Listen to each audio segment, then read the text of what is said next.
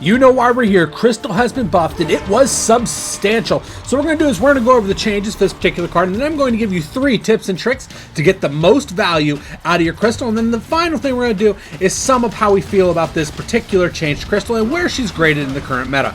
The buff goes like this. Ice Hand, increased damage by 30%, increased fire rate by 80%, increased by 11%. Status Sight Dive, increased dive damage by 70%, increased stun duration by 1 second, and decreased cooldown by 2 seconds. This is a humongous buff, guys, for this particular card. And the reason they cited for this was she was too far behind in the Arena 11s and more. The lack of damage and control compared to her health was too big. We increased her offensive statistics so the Winter Angel can compete with other heroes again. But did they go too far with the Winter Angel, as they call her, or the Ice Queen, as I call her? We're going to have to talk about that, guys, in a little bit. But before we do that, I'm going to give you 3 tips so you can maximize your Krystal gameplay. And tip number 1 is going to go a little something like this. Pre-fire. Why is this so advantageous with Krystal? Because you really don't lose speed whenever you are shooting. So basically make it so you're always shooting. She does have limitless range when manually fired, so you are effective and dangerous from all sides of the field.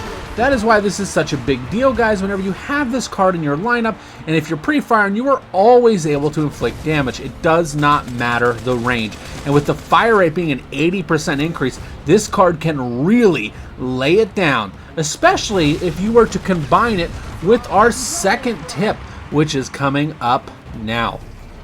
Tip number 2 is headshots and distance.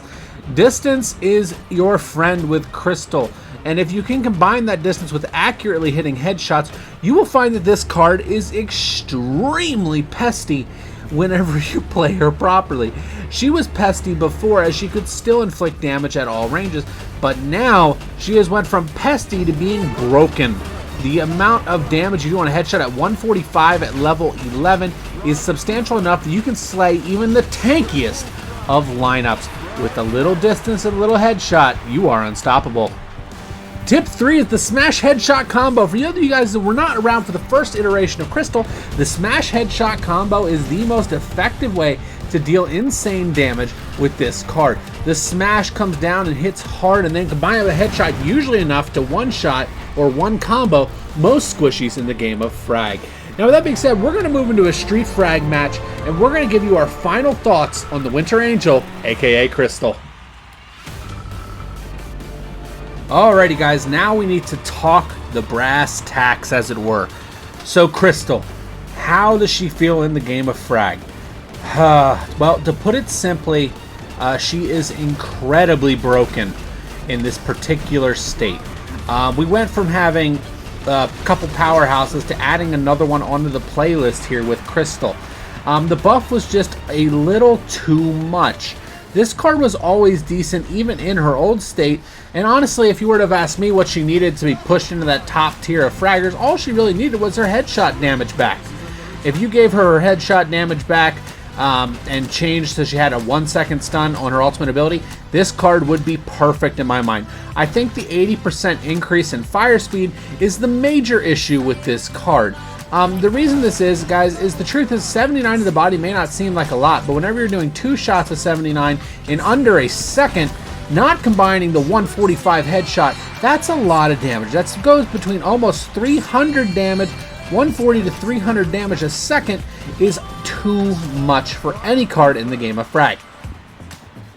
Now, with that being said, I really love this card. I liked this card when it came out. I did a huge video on it, as I really enjoyed this card. I enjoy the way it plays, and I still enjoy the way it plays, but it is extremely strong, and you know how I feel about very strong cards. So I've talked about what I would do to remedy the situation, to make her more balanced. That is the way I would do it personally, and I understand that you guys are going to enjoy this card while she's there. I do not think she is going to stay in this state for very long, guys. So get your fun out of her while you can, as she is an enjoyable card to play.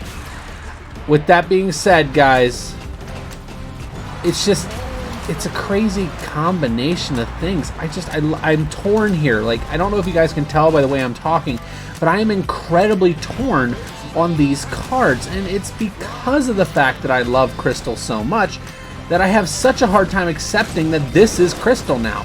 She is that strong that I have a problem saying this is okay. A 148 splashdown with a 145 headshot. Guys, that's 300 plus damage in a blink of an eye.